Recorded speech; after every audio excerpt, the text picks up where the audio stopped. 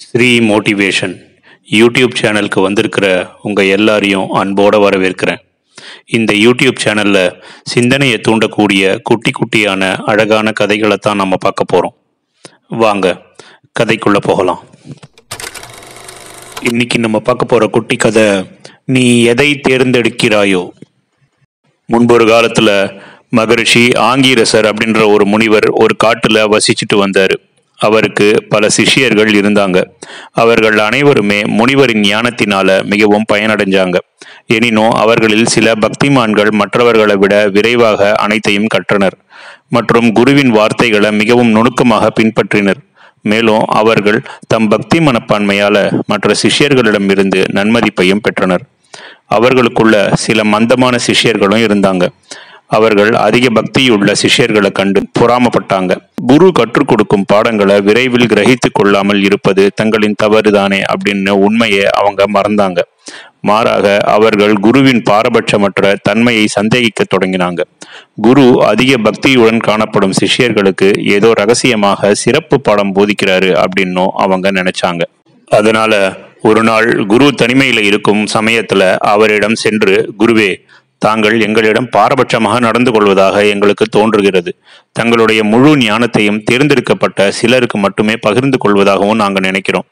தாங்கள் ஏன் எங்களுக்கு அதே மாதிரியான சலுகைகளை அளிக்கக்கூடாது அப்படின்னு கேட்டாங்க. அவர்களின் இந்த வார்த்தையை கேட்ட குரு அதிர்ச்சி அடைஞ்சார். ஆனா அமைதியாக, நான் அனைவரையும் ஒரே மாதிரி தான் நடத்துறேன்.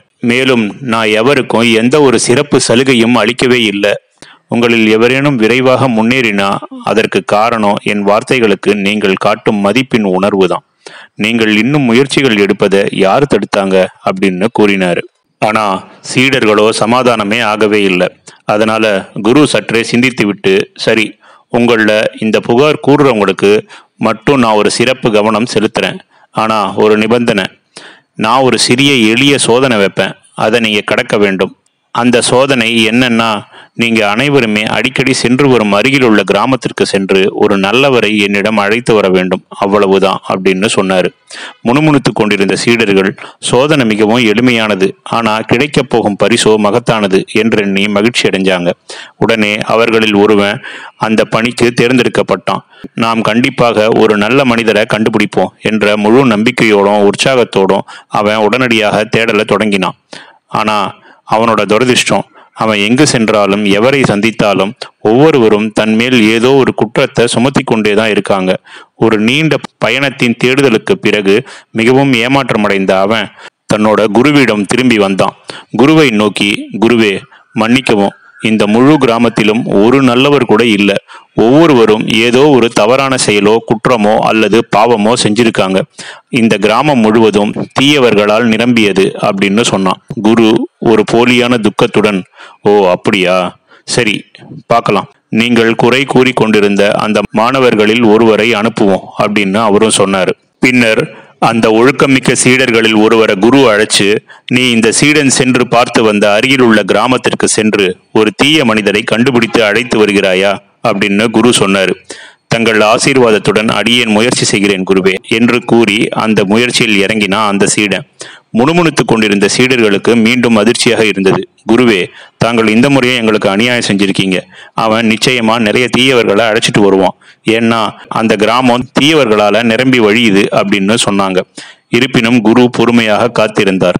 சிறிது நேரத்திற்கு பிறகு அந்த ஒழுக்கமிக்க சீடனும் அந்த குறை கூறும் சீடர்களை அதிர்ச்சியடைய செய்வது போல வெறும் கையோடையே திரும்பி வந்தான். குருவிற்கு வந்தனம் செய்துவிட்டு, குருவே, தங்களுக்கு ஏமாற்றம் அளிப்பதற்கு மன்னிக்கவும். அடியேன் இந்த முழு கிராமத்தையும் தேடி பார்த்தேன்.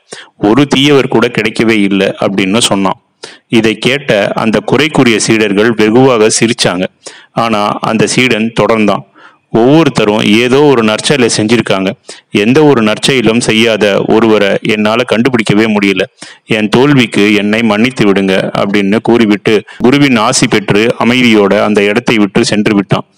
குரு அதிர்ச்சியில் ஆழ்ந்திருந்த அந்த மூட சீடர்களை பார்த்து, என் அன்பான பக்தர்களே, இங்குதான் நன்மை மற்றும் தீமை, சரி மற்றும் தவறு, நேர்மறை மற்றும் எதிர்மறை போன்ற வேறுபாடுகளின் தனிப்பட்ட கண்ணோட்டம் மாறுபடுகிறது. நீ காணும் ஒவ்வொன்றிலும் ஒரு ஒழுக்கத்தை கண்டால் உன் ஞானம் விரிவடைகிறது. மாறாக ஒரு குறையை கண்டால் அந்த ஞானம் உன்னை விட்டு விலகுகிறது அப்படின்னு சொன்னாரு.